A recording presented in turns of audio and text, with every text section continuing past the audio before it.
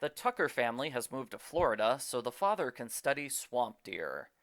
Our narrator is 12-year-old Grady, and I have to wonder, does every book in this series star a 12-year-old? Are they ever going to vary it up and give us a teenage hero? Argofunk Book Review, Argofunk Book Review. Grady explores the nearby swamp with his moody older sister, Emily. They get a little scared by bugs and lizards, and someone pushes Grady into quicksand. This is a fake out scare prank. Emily pushed him towards some peat bog, that's all. They get lost in Fever Swamp and they accidentally find a hut belonging to a swamp hermit. He's a wild looking old man with jagged yellow teeth. The hermit chases them away and they make it back home safely.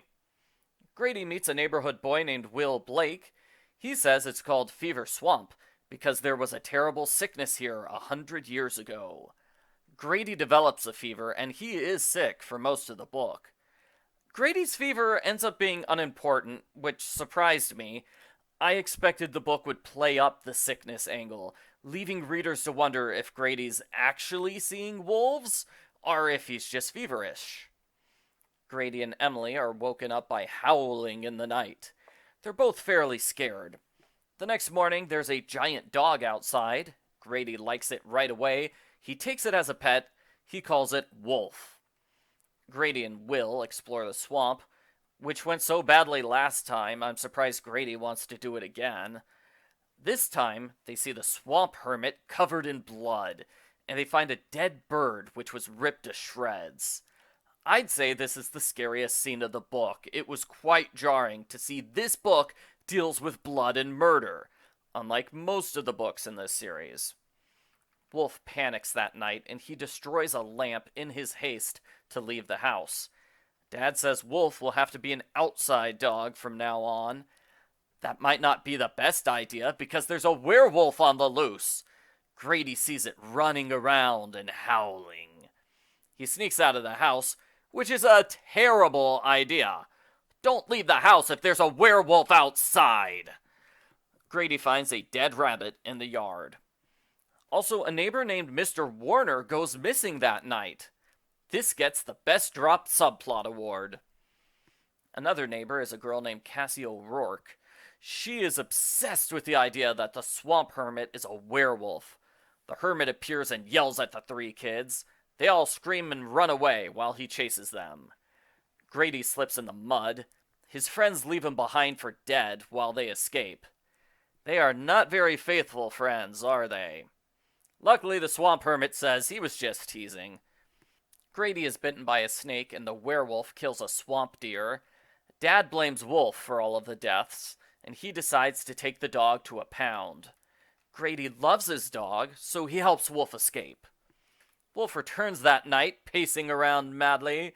Will and Grady follow Wolf into the swamp, even though it's super dark and they don't have flashlights. Again, not a great idea. When they reach the hermit's hut, it's revealed Will is the werewolf. He attacks Grady, but luckily, Wolf arrives in time to save Grady's life. Will and Wolf have a fight to the death. When Grady returns home, he learns that Will's house has suddenly become empty. All the furniture and his parents are gone. I wonder why.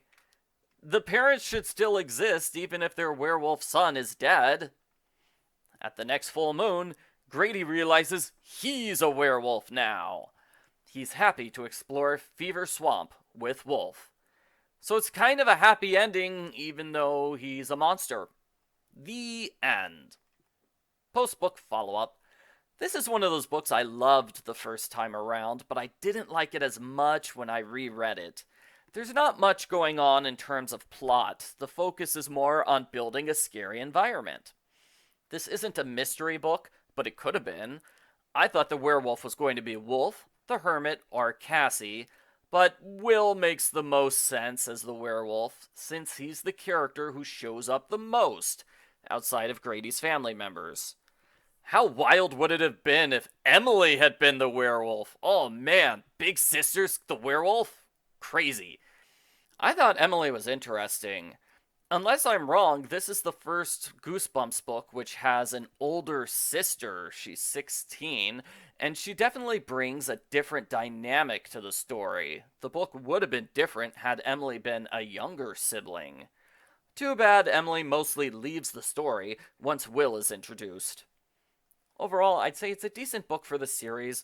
Werewolves are to be expected in a monster series like this one, and the Fever Swamp setting is well done. Still, I imagine that 5 months from now, I won't remember anything about this book, besides for the basic fact that it's the werewolf book. I give Goosebumps number 14, The Werewolf of Fever Swamp, 6 wolves out of 10.